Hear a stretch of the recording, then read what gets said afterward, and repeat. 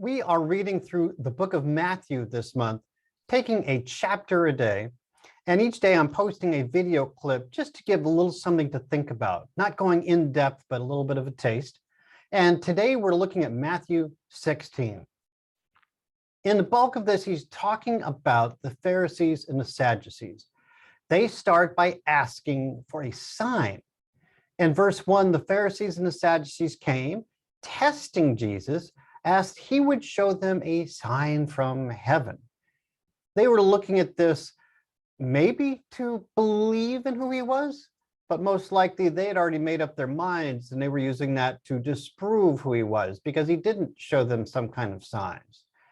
He comes back to them saying, you know what the signs are. When it's evening, and you can tell with clouds coming that might be a storm, or if the clouds are going away, it's going to be clear. You know how to read the sky. And it's the same thing for coming of God. Why do you ask me for a sign? He says, you know how to recognize the signs. The reality is they weren't looking for a sign. They were just looking to discredit him. Jesus talked about the signs. We read about it earlier when we looked at Matthew 11. John the Baptist's disciples go over to Jesus saying, are you the one we've been waiting for? And I love Jesus' answer. Go and tell what you hear and see. The blind see, the lame walk, the lepers are cleansed, and the deaf hear, and the dead are being raised up, and the poor have the gospel preached to them. Those are the signs that they should have been looking at. And it was very clear to all around him that all those signs were happening. They should have recognized that the Old Testament is being fulfilled right then, right there, instead of just already having their minds made up, their minds closed off, and then just looking for a way to rationalize that to themselves and to others. Peter later on in Matthew 16 says, you are the Christ, because Jesus says, who do people say that I am? Some say Moses, some say Elijah. And he says to Peter, who do you say that I am?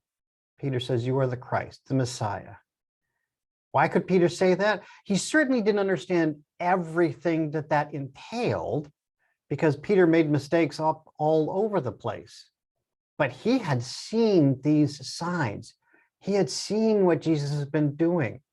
He had seen how the lame were walking, the blind were seeing, the poor were hearing the gospel.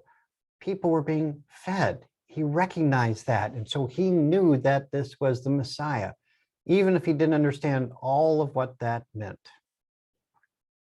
What about for us today? Are we going to see certain signs and ignore them because we have our minds made up?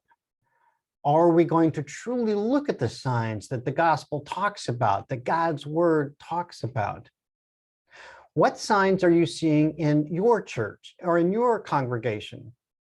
Is it a place of legalism where the Pharisees and the Sadducees reign supreme? Is it a place of complacency, a place of fellowship where the Bible is really not being paid attention to?